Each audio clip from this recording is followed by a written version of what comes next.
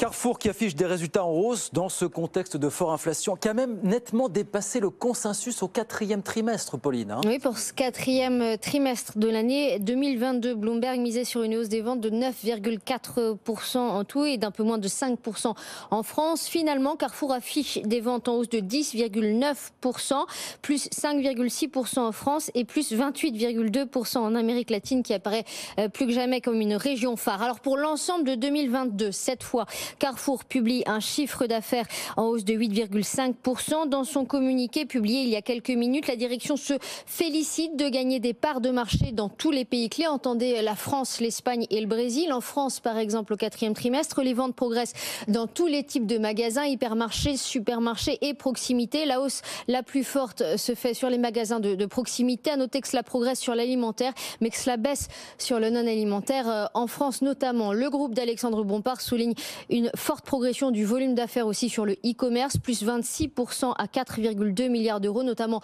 grâce au Brésil. Là-bas, le e-commerce a fait x2 l'an passé. Et on cite ce soir Alexandre Bompard qui souligne, je cite, la solidité du modèle de son groupe. Voilà ce qu'il dit ce soir. Il se félicite des solutions qui ont été apportées aux clients en cette période de forte inflation, avec le développement de la marque Carrefour et la mise en avant aussi de la gamme Premier Prix. Ils mettent aussi en avant la stricte discipline financière de son groupe, dit-il.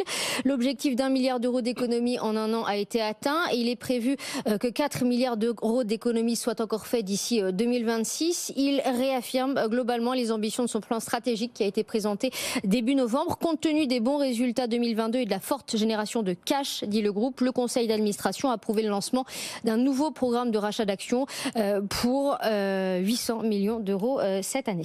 Voilà donc